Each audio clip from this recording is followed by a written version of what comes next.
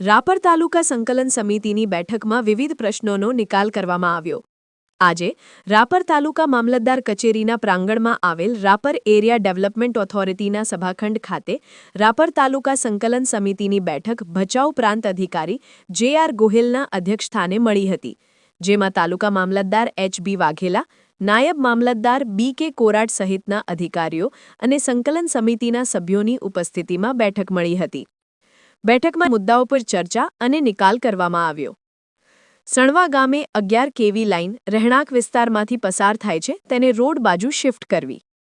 One વિભાગે પોતાની હદ નક્કી કરવી, જેથી ખેડૂતો અને માલધારીઓને તકલીફ ન પડે. આડેસર 99 કેવી સબસ્ટેશનનું કામ છેલ્લા 2 વર્ષથી અટકેલું છે, તે તાત્કાલિક પૂર્ણ કરવું.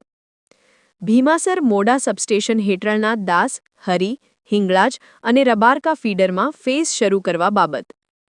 ગેડી ગામથી ફતેગઢ જતો જૂનો કાચો માર્ગ છે, જેમાં નદી પર મોટા ભૂંગળા નાખવાથી નાના વાહનો જઈ શકે તેવું આયોજન કરવું.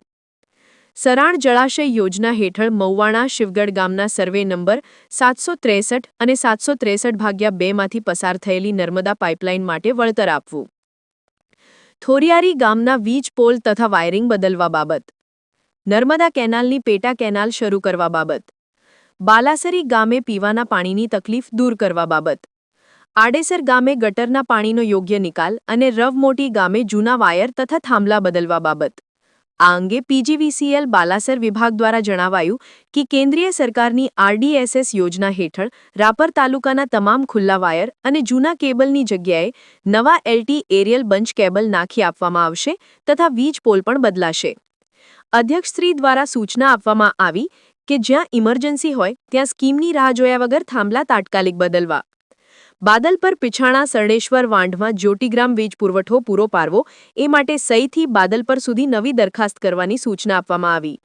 66 કેવી આડેસર લાઇનનું કામ છેલ્લા 1 વર્ષથી અધૂરું છે, તે તાત્કાલિક પૂર્ણ કરવું.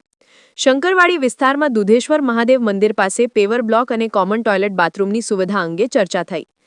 ફતેગઢ ગામે ભોજનારી ડેમથી પાટિયા સુધીની નાળાની સફાઈ માટે આયોજન કરવું, કારણ કે દર વર્ષે ખેડૂતો પોતાના ખર્ચે સફાઈ કરે છે. તાલુકાની વિવિધ વાંઢોમાં જ્યોતિગ્રામ કનેક્શન આપવા અને બાલાસર ડિવિઝન ઓફિસ રાપર ખાતે શરૂ કરવા અંગે ચર્ચા થઈ.